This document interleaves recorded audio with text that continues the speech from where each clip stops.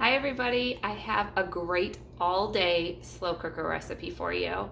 I'm Melissa, a mom here in Michigan, just trying to put dinner on the table for my family of four who are still at home every night. I have three children. My son is already moved out of the house though, so my two girls are 21 and 12, and then my husband Dan and I. So this meal is delicious. Your house is going to smell amazing. Yes, it's that old standby we all love, tried and true chili.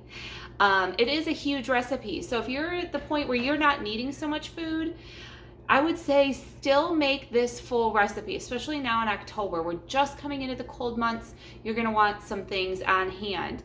And the way I suggest that you freeze it is you get more of a single serving size container. I can pop a picture up. We got these from Sam's Club. It was like $15 for this really large pack. Has all different sizes, but I really like putting soups and things that reheat really well, like chili, in these. Put the lid on, stick it in your freezer, and because you're never going to remember what's in here, I just use regular old masking tape. They still sell this at Dollar Tree. It's not good really for painting and taping off. You know, we all like that blue tape or the green tape better than that, but this is cheap and effective. It doesn't leave any sticky residue. You're not writing right on the container and trying to get it off or anything.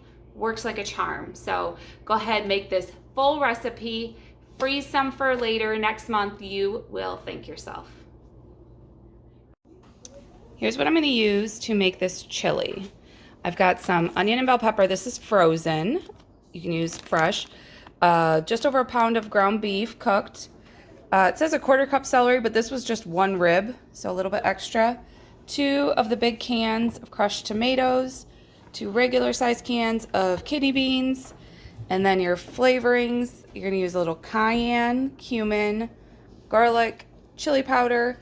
I'm gonna use some beef broth instead of just water, and a touch of sugar, because when you're using canned tomatoes, it's always good to put like a teaspoon of sugar. Here we are, ready to go for our chili. Chili is great. It is pretty much a dump and go recipe. I did brown up my ground beef. This is just a little more than a pound. The recipe I'm gonna link for you below says 2 pounds, but you know the price of meat. Gonna go with just what was in the one package. It was a little over a pound. I really like to use crushed tomatoes in my chilies. I am not one to like the big chunks of tomato in there. I find that actually it's a good tip if you have kids and they're not liking chili. Try this. Try to sub this out and see if they like that better. I'm gonna do 2 cans of kidney beans. Just do the juice and everything. This is gonna be great today. We're starting today off cold here in Michigan. It's only 42 degrees right now. So nice, good pot of chili at the end of the day will be great. It calls for just 1/4 cup of celery. I just did 1 rib and it was a little more than that, so I'm just putting the whole thing in. I think this is what makes it taste most like the Wendy's Copycat, is that little bit of celery. I think that's something different that I don't usually do that I could tell is the difference. So I do like to chop up different things. This Emily chopped for me. It was some bell peppers out of our garden and some onions, and you just lay it flat and freeze it, and then you just break it apart and use it in any soups, stews, or anything. You can even saute it in a pan with eggs in the morning, but it's a great savor when you see that your fruits or vegetables are on their last leg. You can use them a little bit longer by chopping them and freezing them for later. So we're gonna put all our seasonings in. I'm gonna start with just a teaspoon of sugar. So the sugar, when you use a canned tomato product, gets a lot of acid. So that sugar, just even that little bit, really does change it up. Cayenne is something I've just started using in my chilies. This brings the heat to your chili. Growing up, my mom never wanted any heat in her chili, so we did not use it. So I am just using a 1/4 teaspoon. Of course, you can, serve it up with some hot sauce next to it, and everybody can add more if they like. I am going to do 2 teaspoons of cumin. Cumin is a smoky flavor, no heat at all, but it kind of gives chili that, obviously, in addition to chili powder, it gives it that chili flavor of like, why does it taste like chili? I'm going to do 1 teaspoon of garlic.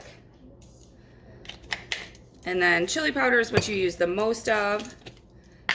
Oh man, I hope I have enough. I'm supposed to use 3 tablespoons, and I don't have 3 tablespoons, so I'm just going to pour the rest of this in here. And we'll see at the end of the day how it is. I am going to just fill 1 can with water.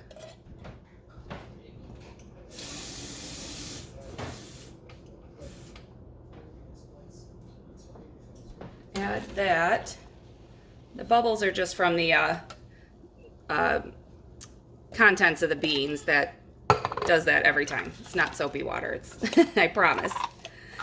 And I'm going to put a couple of beef bouillon cubes. Again, you could use beef broth instead of the water with the bouillon cubes, but this is going to go low 8 hours all day, so the bouillon cubes will just, you know, slowly melt over time. That's another thing with those kidney beans. When I was a kid, I didn't really care for kidney beans. I thought they were too, like the skin was a little too thick on the outside. But when they go all day in the crock pot like this, they soften up even more. So hopefully that will be another tip. Instead of just, you know, if you're trying to do a quicker chili, I probably would use a pinto bean if I didn't have all day for it to stew, because the pinto beans have a softer outside. Yeah, this looks like the right desired thickness for me and everything. Another tip that I like to do is I plug my crock pot in and I turn it on while I'm cooking, and then I just give it a little touch to make sure it gets hot. And I bet you can guess why I do that, because I have put stuff in the crock pot, left for the day of work, come all the way home, and nothing was cooking. So now I know it is cooking, and it's going to smell delicious by the time we get home. Right, it's been on low for 8 hours. Oh my gosh, the house, when you walk in, it just smells so good. This is one of the best reasons to make chili. It's definitely chili season. Look at all that, the beans. Yes, I love beans in my chili. I know that's controversial. And some vegetables, the peppers and the celery. This looks amazing. Top it with some sour cream and cheddar cheese and some more hot sauce if you like. I hope you enjoy it.